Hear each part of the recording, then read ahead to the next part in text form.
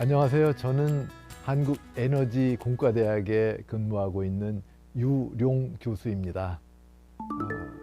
오늘 여기 AI도 와 있네요. 오픈 AI 반가워요.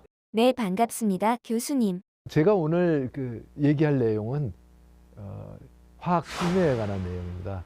사실 화학 반응이 안 일어날 때 촉매를 쓰면 마법같이 화학 반응이 일어나게 됩니다. 그래서 오늘 제목을 마법의 화학 촉매라고 했습니다.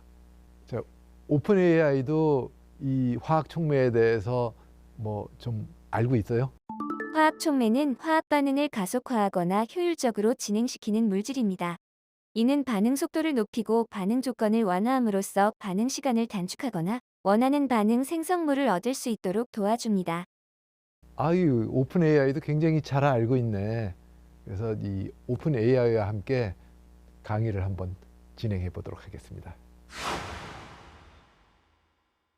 전 세계 인구가 한 80억 정도, 그 정도로 지금 추산되고 있는데 실제로는 이거보다 더 많겠죠. 이렇게 수많은 인류를 먹여 살릴 수 있게 된 가장 혁신적인 사건이 바로 하버와 보슈가 암모니아를 질소로부터 인공적으로 합성하게 된 사건입니다. 1900년대에 들어서 갖고 하버와 보슈가 질소로부터 암모니아를 어떻게 만들 수 없을까 여러 가지 노력을 하게 됐어요. 여기 지금 N2라고 쓴 것은 질소 분자고요.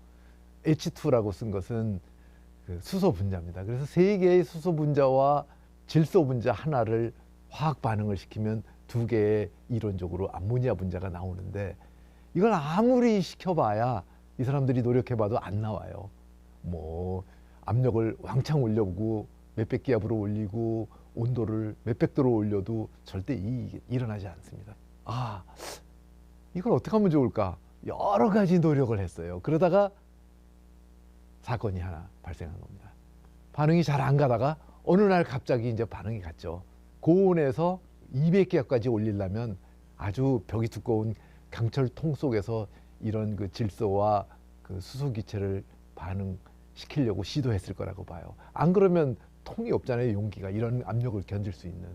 그래서 강철 반응기에다 넣고 했더니 어느 날 반응이 일어난 거죠. 그래서 마법같이 반응이 안 일어나던 게 강철통 안에서는 일어났겠죠. 그래서 이 사람들이 이제 이게 왜 일어났을까 생각을 하다가 여기에 매직이 마법이 바로 철이다. 그래서 철이 이 화학 반응을 촉진시킬 수 있는 특별한 기능을 갖고 있다라는 걸 알았을 거예요.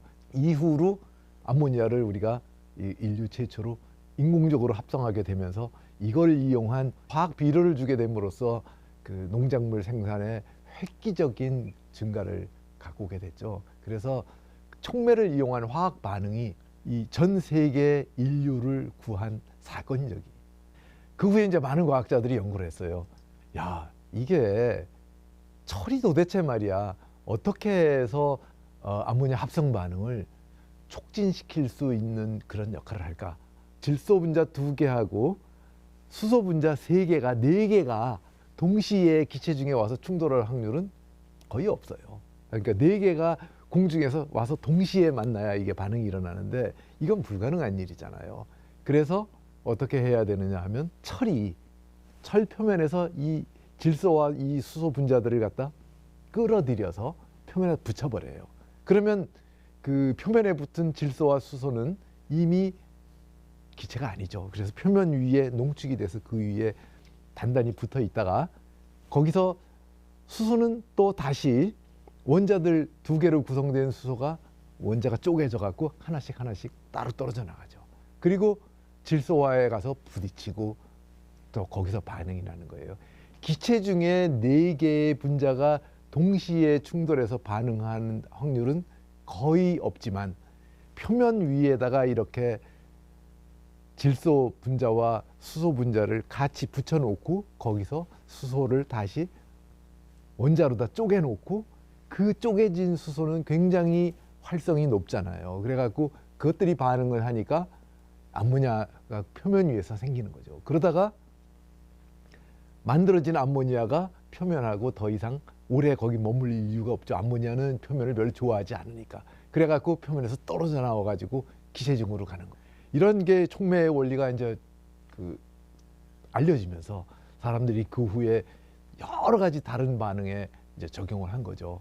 1950년대에 들어서서 촉매를 이용한 여러 가지 석유화학 공정의 개발로 플라스틱 시대가 열려갖고 온갖 플라스틱을 쓰는 풍요를 누리게 됐죠. 풍요로움 속에는 항상 우리가 대가를 지불해야 돼요.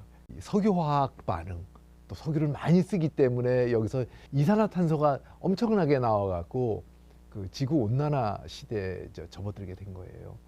사실 CO2의 농도는 지구 역사상 옛날에 비해서 지금 엄청나게 늘어난 건 아닌데, 이 문제는 그 짧은 시간 동안에 갑자기 그 CO2의 농도가 올라간다는 거죠. 그래서 이 생태계가 이 갑작스러운 변화를 따라가지 못하는 게 이게 문제예요.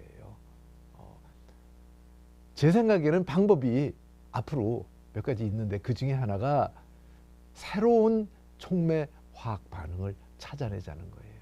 그래서 그동안에 안 됐던 것들을 기초 연구를 통해 갖고 새로운 걸 찾아내자는 거죠. 이 사실 그 하버 보시가 그거를 그 암모니아 합성을 발견했을 때만 해도 사람들은 뭐 그런 게 있는지도 몰랐어요.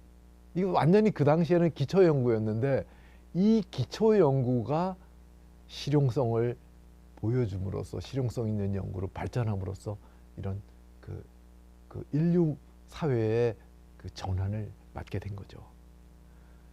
자, 우선 그 CO2가 문제가 되니까 CO2 발생이 없는 가장 쉬운 문제는 에너지.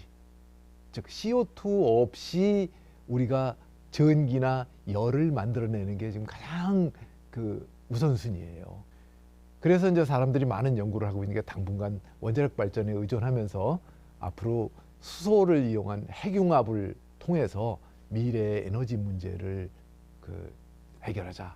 즉 말하자면 태양에서 일어나고 있는 수소 핵융합을 우리 인류들이 소규모로 조그맣게 안정되게 진행을 시켜서 거기서 열이나 그 전기를 만들어내자는 거죠. 그리고 또 한 가지 방법은, 또 한 가지 문제점은 전기 분해를 시킬 때 지금은 백금이 제일 좋은 촉매예요. 그런데 사실 전기 분해를 전기를 물에다가 전기를 그냥 꽂고 이 전기 통하면 물 분해되는 거 아닙니다. 거기다가 전극에 백금을 놓아야 그 백금이 물하고 반응하면서 거기서 수소와 산소를 만들어내는 거죠. 그래서 꼭 촉매가 필요한데 이것도 전기화학 촉매라고 우리가 말해요. 이 전기화학 촉매 중에서 백금 말고 다른 거, 그 획기적인 그 새로운 전기 분해 촉매를 만들려고 수많은 과학자들이 노력을 하고 있어요, 현재. 그래서 미래에는 이런 것들이 이루어지지 않을까 그렇게 생각하고 있습니다. 전기 말고도 우리가 앞으로 고성능 촉매들이 해야 될 일이 많은데, 지금 당장 나와 있는 이산화탄소를 배출하는 공정들에서 이산화탄소를 어떻게 하면 줄일 수 있게 화학 공정의 효율을 올릴 수 있는 그런 새로운 촉매 또는 기존 촉매를 개선하는 그런 노력이 필요하죠. 하나의 특정한 예를 든다면, 이산화탄소를 활용해서 수소를 만들 수가 있어요. 여기 반응식을 보면은 이산화탄소 CO2 더하기 CH4가 지금 저기거든요. 메탄가스거든요. 이산화탄소도 지구 온난화를 일으키는 거고 메탄가스도 지구 온난화를 일으키는 거예요. 이 두 분자를 반응을 시키면 일산화탄소와 수소가 돼요.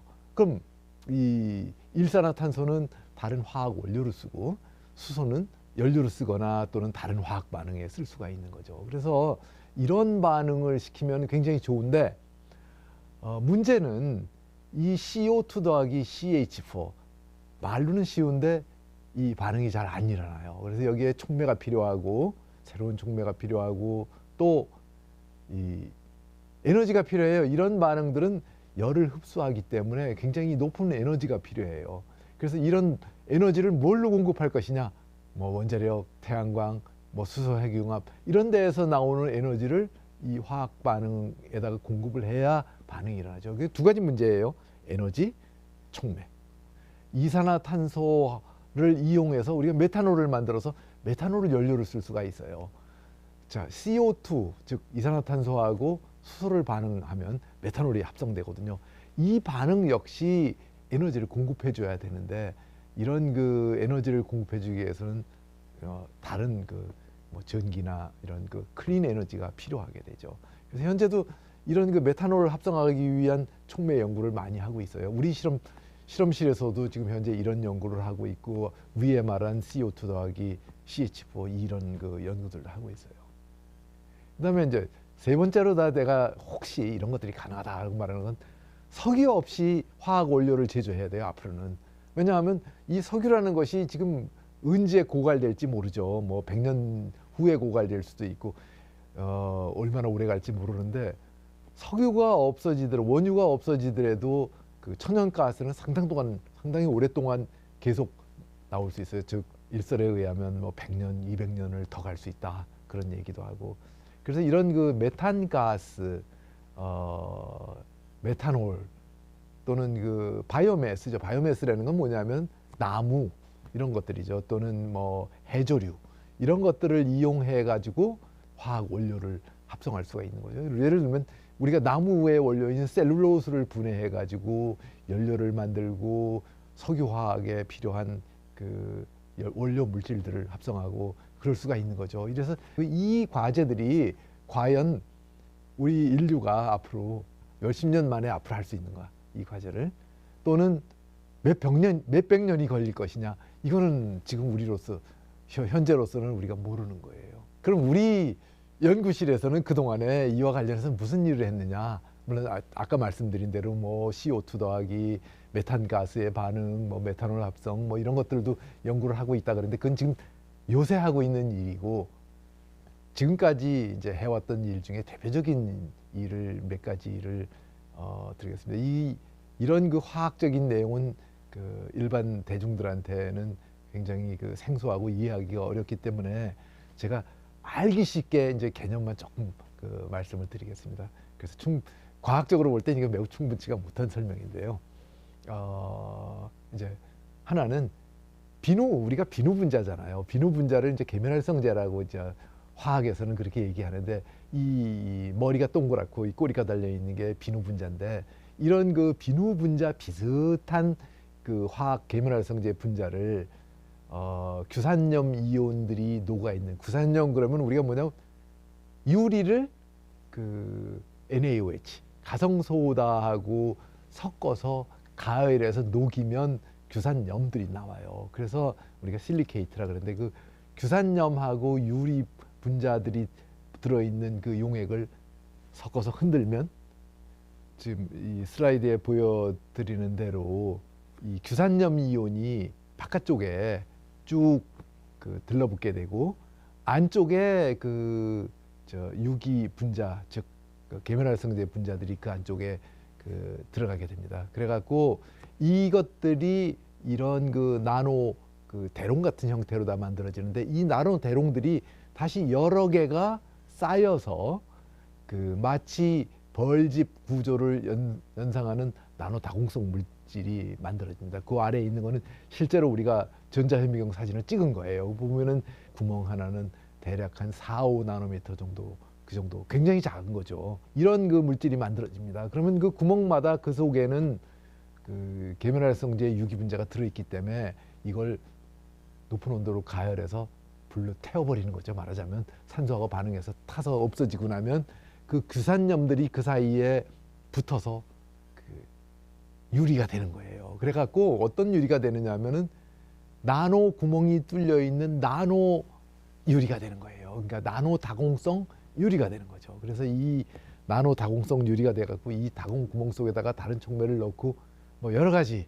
하는 그런 연구를 우리 실험실에서 한 적이 있고, 그게 이제 하나고요. 두 번째는 이 나노 대롱이 있는 이 구멍 속에다, 나노 벌집 속에다가 그 설탕물을 넣었어요. 맨 처음에. 왜 설탕물을 넣느냐 하면은 제일 넣기가 좋잖아요.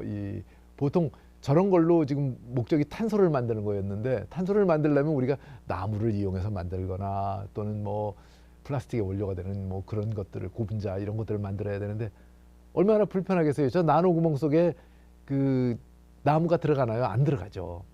그러니까 제일 넣기 쉬운 게 설탕물이에요. 그래갖고 물을 증발시키면 그 안에 설탕이 쌓이죠. 그래갖고 그 나노 다공성 실리카 대롱 속에다가 설탕을 집어넣고 말린 다음에 그걸 높은 온도로 가열하면 설탕이 수시되는 거죠. 그래갖고 그 나노 다공성 실리카를 적절한 용액으로 녹여내면, 다시 말하면 NaOH 같은 그 수용액으로 녹여내면 그 탄소만 남게 되는데, 이게 말이 쉽지 저렇게 안 됩니다. 쉬울수록 일이 잘 안 되는 거예요. 그 원리가 쉬울수록 그렇게 잘 안 되는 거예요. 실리카 속에 탄소의 원료가 되는 설탕을 넣는 것도 굉장히 어려웠는데, 넣고 난 다음에 높은 온도로 가열하면 쉽게 탄소가 안 돼요. 끓어서 나와요, 바깥으로. 탄소가 만들어지는 사이에 그 안에 수증기가 발생하고 칙 나오고 하다 보니까 지글지글 끓어서 바깥으로 나오게 돼요.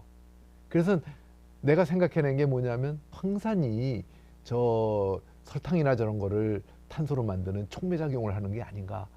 그래서 저 설탕물에다가 황산을 약 한 1% 정도 조금 넣고, 그리고 말려버리면 나노 다공성 실리카 구멍 속에 설탕하고 황산만 남고, 약간 황산은 아주 조금이죠.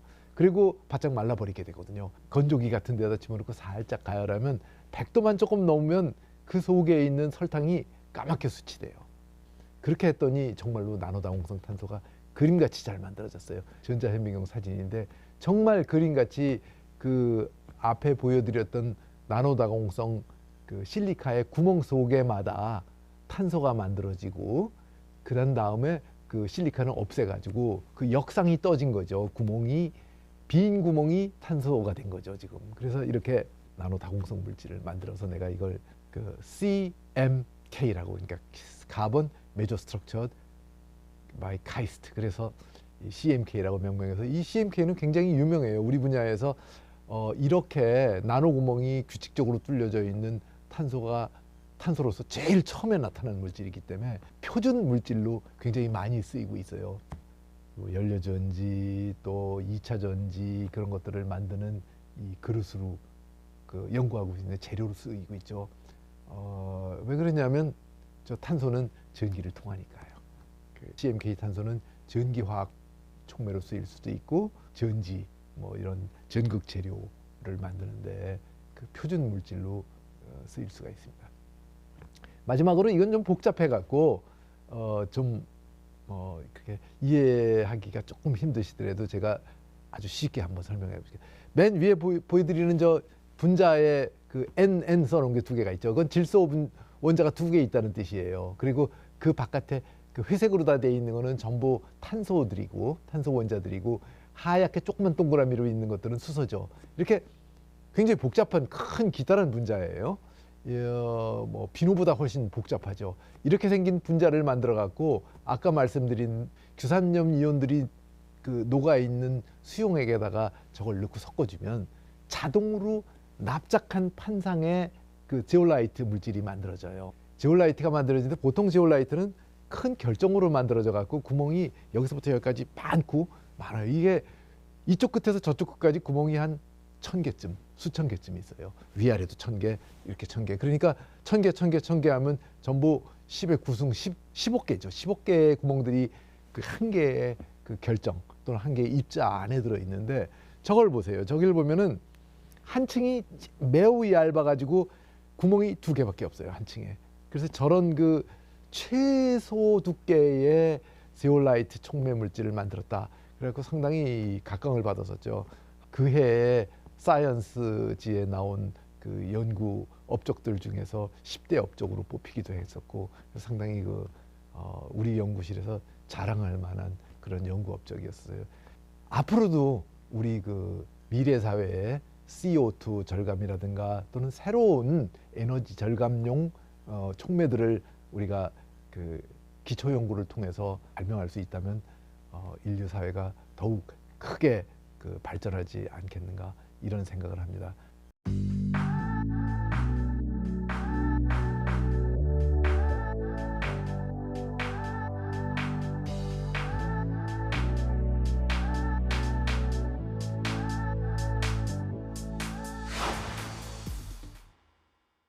여기까지 제 강의 잘 들으셨죠? 혹시 그 오픈 AI도 질문이 있어요? 네, 교수님. 교수님이 연구한 촉매들 중 가장 어려웠거나 난이도가 높았던 사례에 대해 소개 부탁드립니다. 예, 여기 그 제가 말씀드린 것 세 가지 중에 복합 기공 구조 촉매 물질을 합성하는 게 사실 제일 어려웠어요. 이거는 그 외국에서 진짜 수많은 그 과학자들이 이걸 시도를 했어요. 그랬는데 아무도 되질 못했어요. 왜 그러냐면 이 지금 이런 그 구멍이 두 개 뚫린 지올라이트를 만들려면 어떻게 해야 되는지를 전혀 지금 사람들이 몰랐어요. 그래서 여러 가지 방법을 시도해서 안 됐는데 우리가 여기다가 질소를 두 개를 붙인 분자를 쓰면 된다는 거를 어떤 가설을 세워가지고 함으로써 저게 성공을 했어요. 그래서 내가 이제 이거 할 때에도 100개 중에 하나도 안 될 확률인데 이게 하다 보니까 갑자기 된 거예요. 그래갖고 와, 굉장히 어렵지만 아주 낮은 확률로 내가 세운 가설이 맞아가지고 저게 그 합성이 된 거죠. 나도 그 당시에 저 일을 할 때는 저게 된다는 될 거라는 확신이 없었어요. 그때까지 이 촉매 분야에서 굉장히 연구를 많이 해왔는데 무려 뭐 35년이 넘게 연구를 했죠. 그랬는데 우리나라에서 앞으로 어떤 일을 해야 될지 잘 지금 모르겠어요. 혹시 그 오픈 AI는 뭐 어떤 연구를 하는 게 좋을지 좀 아이디어가 있어요? 에너지 효율과 탄소 배출 감소를 위한 촉매 연구가 필요하다고 생각합니다. 대한민국은 에너지 수입에 의존하고 있기 때문에 수소 생산 탄소 포집 및 변환 등을 위한 효과적인 촉매 연구가 필요합니다. 화학물질 생산을 위한 촉매 연구도 필요합니다. 대한민국은 화학산업이 발달한 국가이기 때문에 고부가 가치 화학물질 생산과 효율적인 공정 구현에도 많은 도움이 될 겁니다. 정말 AI 굉장히 똑똑하네요. AI가 얘기한 대로 우리나라의 CO2 절감, 에너지 효율 증진 이런 쪽으로 앞으로 해야 될 일이 굉장히 많죠. 촉매 연구는요, 사실 이 촉매의 물질 자체를 연구를 해야 돼요. 그래서 단순히 우리가 무슨 에너지 절감, 탄소 배출 절감 이런 쪽이라 그래갖고 막연히 생각했다고 되는 게 아니기 때문에 이 촉매 재료, 즉 촉매 물질을 합성하고 연구할 수 있는 기초 연구 여건이 이루어져야 된다고 생각합니다. 사실 기초 연구라는 것은 없는 거를 만들어낼 수 있는 과학기술 분야거든요. 그래서 이 기초 연구에서 뭐가 나오면 과학기술 혁명이 일어날 수도 있는 거예요. 근데 문제는 없는 거, 뭐가 없는지를 우리가 모르는 거를 찾아낸다는 게 그리 단순한 일이 아니죠. 그래서 많은 인력이 필요하고 또 많은 머리 좋은 사람들이 열심히 연구를 해서 찾아내야 될 문제입니다. 이것으로 오늘 강연을 마치겠습니다. 여러분 감사합니다.